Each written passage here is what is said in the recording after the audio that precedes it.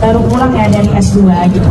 Dan kebetulan saya merasa bahwa saya kan merupakan kaum anak milenial dan saya merasa bahwa lapangan pekerjaan sekarang itu sangat sulit digapai karena banyaknya permainan orang dalam.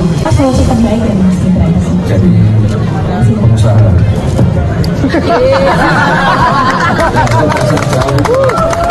S2 bisa nggak berani jadi pengusaha ya? Masih mau ngelamar kerja?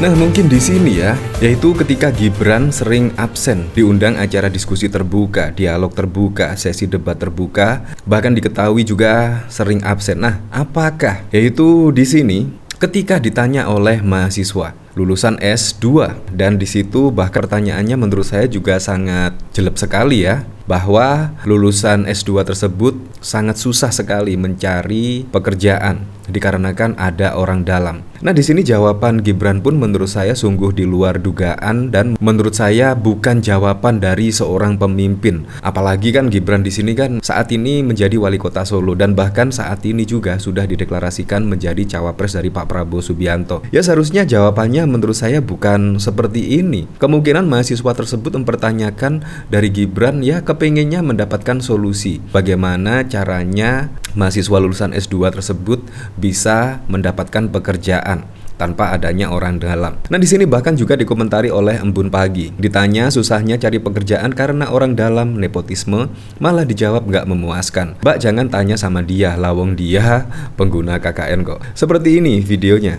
Baru pulang ya dari S2 gitu. Dan kebetulan saya merasa bahwa saya kan merupakan kaum anak milenial dan saya merasa bahwa lapangan pekerjaan sekarang itu sangat sulit digapai karena banyaknya permainan orang dalam. Solusi terbaik dari Mas Gibran jadi pengusaha. Jadi pengusaha. S2 bisa nggak berani jadi pengusaha ya? Masih mau ngelamar kerja? Pengen. Jadi pengusaha aja ya? Ada juga usahanya. Oh ya udah, jadi pengusaha aja ya. Nggak usah ikut orang. Menciptakan lapangan pekerjaan. Nah, dari jawaban di sini menurut saya bukan jawaban yang diinginkan oleh mahasiswa tersebut. Ya seharusnya di sini bagaimana caranya, yaitu menyingkirkan orang dalam, yaitu di sini seleksinya dengan transparan. Dan bagaimana di sini nepotisme yaitu tidak berjalan ketika ada orang yang membutuhkan pekerjaan. Ya, menurut saya seperti itu jawabannya. Bagaimana caranya menghilangkan nepotisme? Tetapi di sini malah jawabannya jadi pengusaha saja. Ya jelas lah, menurut saya jadi pengusaha nggak mungkin ada pertanyaan seperti ini karena ada orang dalam. Apalagi menjadi cawapres ya. Seharusnya nepotisme ini menurut saya langsung diberhangus lah, karena menurut saya nepotisme di sini akhirnya menciptakan produk-produk yang instan, bahkan juga tidak sesuai keahliannya, bahkan bisa gara-gara orang dalam tersebut bisa masuk di sebuah perusahaan. Nah, menurut saya jawaban Gibran menurut saya kali ini sangat tidak masuk akal sekali ya. Ya pantas lah pada waktu lalu ketika diundang diskusi terbuka, dialog terbuka, Gibran di sini pun bahkan sering absen ketika ada undangan debat terbuka, dialog terbuka dan bahkan diskusi terbuka. Nah, dari sini yaitu bahkan dari kumparan, yaitu ternyata Gibran disebut jarang tampil di dialog publik dan tim pemenangan tersebut membantah takut itu bagian dari strategi. Nah, di sini pertanyaannya strategi apa? Kalau kita lihat Gibran ketika menjawab pertanyaan ya menurut saya seperti itulah, bukan solusi yang didapat melainkan tambah pusing. Bayangkan ketika orang susah mendapatkan pekerjaan karena ada orang dalam dan lain-lain, di situ bahkan solusinya jadi pengusaha. Di sini anggota tim kampanye nasional TKN Prabowo Gibran Nusron Wahid membantah Gibran takut. Katanya strategi saja.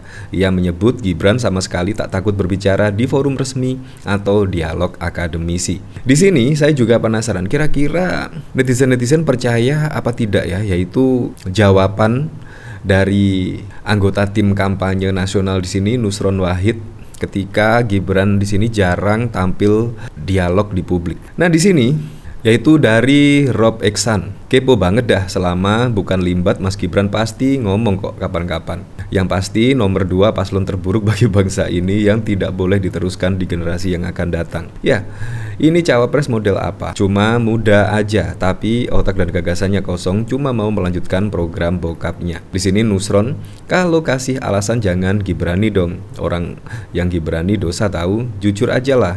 Karena tidak paham masalah, tidak tahu apa-apa, tidak menguasai data dan juga fakta. Makanya jauh lebih baik jadi tukang sate lontong profesional dibandingkan dipaksa jadi-jadian politik yang hanya bisa bicara dan ngomong gumur-gumur. Nah, menurut saya juga di sini sangat lucu sekali dan dari sini menurut saya mahasiswa tersebut ya menyindir tipis-tipis lah, yaitu ada orang dalam. Ya, kita ketahui Gibran di sini bisa maju sebagai cawapres juga karena ada orang dalam, yaitu pamannya. Akhirnya memutuskan setidaknya mengabulkan gugatan usia minimum capres dan cawapres, yaitu bisa mendaftarkan menjadi capres dan cawapres walaupun belum genap usia 40 tahun. Nah, dari sini saya juga penasaran kira-kira komentarnya seperti apa ya di sini. Dia emang nggak ngeh pada persoalan dasar yang ditanyakan oleh penanya, padahal dia juga orang dalamnya. Dia nggak merasakan hidup susahnya cari pekerjaan. Ya memang di sini menurut saya semua anak-anak dari Presiden Joko Widodo di sini serba instan semua ya. Ketika Gibran pada waktu lalu mau menjadi wali kota Solo, di situ bahkan juga langsung diberikan rekomendasi oleh PDIP dan akhirnya juga masyarakat memilih dan jadi menjadi wali kota Solo. Dan yang paling mengejutkan lagi di situ dan secara terang-terangan menurut saya ya dari Kaesang mendapatkan anggota dari PSI hanya 2 hari saja, tiba-tiba langsung menjadi ketua umum dari PSI. Dan di sini ketika Gibran belum bisa mendaftarkan capres dan cawapres pada Pilpres 2024 karena terganjal syarat usia, yaitu minimal 40 tahun. Di situ bahkan yaitu ada peran dari pamannya. Akhirnya dikabulkanlah gugatan usia minimum capres dan cawapres bisa di bawah 40 tahun dengan syarat pernah menjadi kepala daerah. Dan akhirnya pun Gibran menjadi cawapres. Padahal juga menjadi wali kota Surakarta ya belum genap 3 tahun lah, tetapi sudah mendaftar sebagai capres dan cawapres. Sungguh sangat instan sekali kalau ada orang dalam, kurang lebih seperti itulah. Di sini dari Dadang, nyuruh jadi pengusaha lah, buktinya jualan martabak aza berhenti. Sekarang malah jual diri belusukan ke sana ke sini. Lihat muka istri Gibran, malah kasihan lihatnya. Imbas dari segala kemewahan yang mau dia dapatkan. Ojo singgung ordal. Yo, nek aku duwe ordal. Pilih pemimpin yang legal aja menurut hukum yang berlaku di NKRI. Nah, di sini ada 4 bisnis Gibran, Raka Bumi yang bangkrut tak semua laku. Ya, mungkin karena ini ya, yaitu ada 4 bisnis Gibran. Akhirnya Gibran juga memutuskan menjadi politisi ya, kurang lebih seperti itulah.